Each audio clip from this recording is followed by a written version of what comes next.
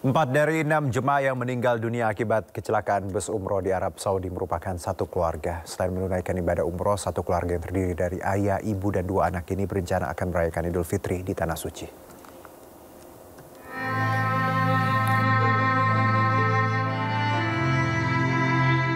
Kabar duka menyelimuti keluarga korban di Jalan Villa Pinus, Kelurahan Pudak Payung, Kecamatan Banyumanik, Kota Semarang. Satu keluarga, terdiri pasangan suami istri dan 2 orang anaknya, menjadi korban kecelakaan bus rombongan jemaah umroh di Arab Saudi pada Kamis lalu. Kabar duka pertama kali diterima oleh kakak ipar korban dari Biro Travel maupun dari pihak Kedutaan Besar Republik Indonesia di Riyadh dengan memberikan kartu identitas para korban. Keluarga mengatakan tidak ada firasat apapun yang dirasakan kecuali dirinya mendapat lukisan dari keponakannya yang menjadi salah satu korban. Ya. Berangkatnya itu 3 hari sebelumnya. Rencana pulangnya? Rencana pulang, jadi rencananya itu mau Idul Fitri di sana sekalian. Gitu. Setelah Idul Fitri baru. Sementara, menurut Ketua RT setempat, sosok salah seorang korban yang menjadi kepala keluarga merupakan warga aktif di lingkungannya, terutama untuk kegiatan keagamaan di musola di sekitar tempat tinggalnya. Jadi, Bapak Dawam ini pastinya adalah warga dari perumahan Villa Pinus. Pak Dawam ini sangat aktif dalam berkegiatan di area kami, sehingga beliau dari masa ke masa memang menjadi yang pertama pengurus RT, karena memang gercep ya, kalau merespons segala sesuatunya gercep, ya beliau sangat layak di pengurus. Kemudian beliau juga sangat aktif di dalam kegiatan keagamaan ya Pak ya.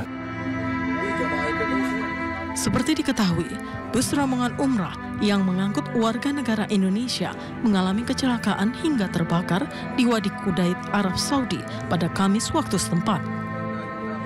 Dari 6 korban meninggal, 4 merupakan satu keluarga Kota Semarang, Jawa Tengah, dan 2 lainnya warga Bojonegoro, Jawa Timur. Dari Semarang, Jawa Tengah, Kristiadi, tim iNews melaporkan.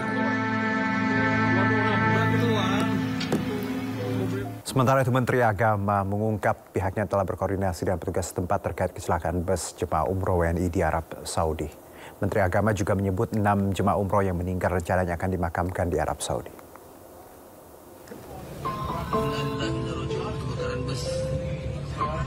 Menteri Agama Nasaruddin Umar menyebut pihaknya telah berkoordinasi dengan petugas setempat terkait kecelakaan jemaah umroh WNI di Wadi Kudait, Arab Saudi.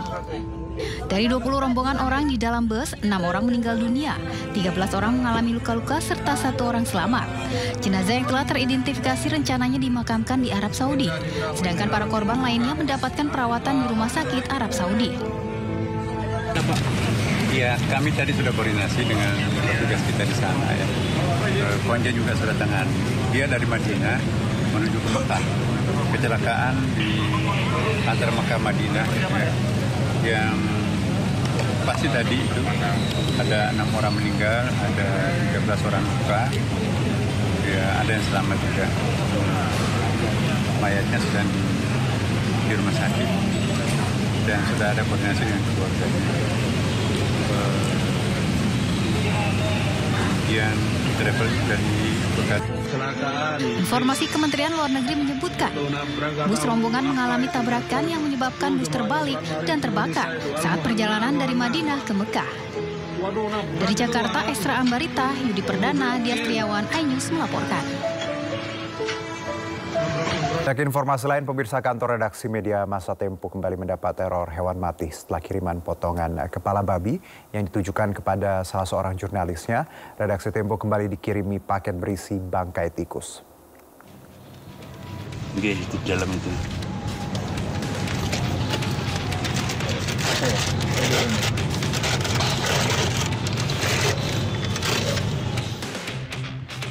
Tanpa kepala ya, Pak? Sebuah paket berisi bangkai tikus diduga dilempar orang tak dikenal melalui gang yang berada di samping kantor di kawasan Palmerah, Jakarta. Paket teror ini pertama kali ditemukan petugas kebersihan yang mencurigai kotak berbungkus kertas kado bermotif mawar merah pada Sabtu pagi. Saat dibuka, di dalamnya terdapat 6 ekor tikus tanpa kepala.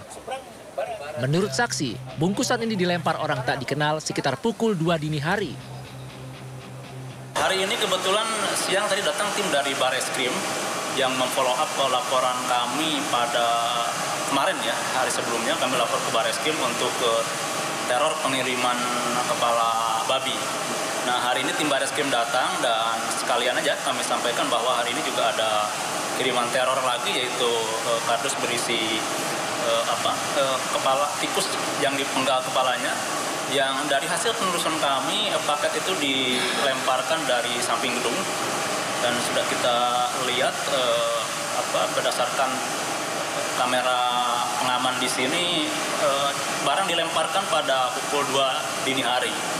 2 dini hari sempat mengenai mobil yang ada di parkir di belakang. Buka langsung, Pak. Buka, Pak. Buka. Apa ya? Serem banget nggak sih, Bang? Sebelumnya pada 19 Maret lalu, kantor redaksi Tempo menerima paket teror berisi kepala babi tanpa telinga. Paket tersebut dikirim oleh kurir yang memakai atribut sebuah jasa pengiriman dan ditujukan kepada jurnalis Tempo, Francisca Kristi Rosana atau Cica. Menanggapi teror yang diterima jurnalis Tempo, Kepala Kantor Komunikasi Kepresidenan Hasan Nasbi justru berceloteh agar kepala babi tersebut dimasak saja. Pengiriman kepala babi. Terus apa yang terjadi pas dikirim itu, apa yang terjadi? Ini semacam ancaman kepada para pers. Bebasan pers, Pak. Nah, udah dimasak aja. Kalau kepala babi mau dimasak, dimasak aja. Ada juga anggapan jadi ancaman pembunuhan begitu, Pak? Gimana Pak responnya, Pak? Enggak lah, saya lihat dari media sosialnya Francisca, yang wartawan Tempo itu, dia justru minta dikirimin daging babi. Itu kan semacam jokes saja, Pak. Iya, sama, artinya dia nggak terancam kan? Buktinya dia bisa bercanda, kirimin daging babi dong katanya. Tapi artinya sudah diadukan ke Dewan Pers. Iya kan, ini kan nggak tahu, ini kan problem mereka dengan entah siapa yang ngirim. Buat saya nggak bisa kita tanggapi apa-apa ini. Problem mereka entah dengan siapa yang ngirim, apakah itu beneran seperti itu atau cuman jokes, karena saya lihat juga mereka menanggapinya dengan jokes. Teror yang diterima redaksi Tempo bisa mengancam kebebasan pers di Indonesia jika tidak mendapat perhatian serius dari pemerintah serta pihak berwajib. Tanpa kepala ya, Pak? Kepalanya dia dipotong tapi ada kepalanya nomor. Sementara itu, Komite Keselamatan Jurnalis Indonesia melaporkan teror kepala babi untuk jurnalis Tempo ke Bareskrim Polri. Teror itu dinilai sebagai pembunuhan simbolik bagi media dan jurnalis.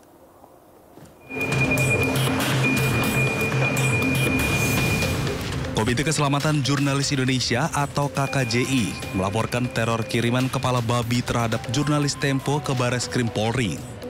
KKJI menilai teror kepala babi merupakan serangan dan pembunuhan simbolik bagi jurnalis dan media yang kritis merespon isu terkait kepentingan publik.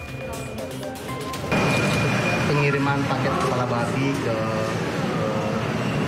kantor redaksi Tempo ya, yang ditujukan kepada seorang jurnalis perempuan Tempo dan juga sebagai jurnalis. Nah, kita melihat setelah kita periksa bahwa pengiriman paket ini adalah kita mencurigai sebagai teror, sebagai simbol ancaman pembunuhan ya. Karena kepala babi ini dengan telinganya sudah dipotong begitu, dan tentu ini akan kita lakukan ke kepolisian agar kasus ini diungkap ya, siapapun itu pelaku. Sementara itu, Ikatan Jurnalis Televisi Indonesia atau IJTI mengecam keras aksi teror kepala babi yang ditujukan kepada redaksi Tempo. IJTI mendesak polisi segera bertindak untuk menangkap pelaku teror serta mengusut tuntas kasus ini. IJTI mengecam aksi teror dengan pengiriman kepala babi ke kantor redaksi Tempo. Ini adalah ancaman nyata terhadap keselamatan jurnalis, ancaman nyata terhadap kemerdekaan pers, dan juga ancaman nyata terhadap demokrasi. IJTI mendesak aparat kepolisian untuk mengusut tuntas dan menindak tegas pelaku teror tersebut. Pers tidak akan kalah oleh aksi-aksi teror seperti ini. Pers dan publik akan bersatu untuk menjaga bersama-sama kemerdekaan pers. Teror kepala babi dinilai bertentangan dengan Undang-Undang Pers yang menjamin kebebasan pers dari segala bentuk intimidasi dan kekerasan. Tim Liputan iNews melaporkan.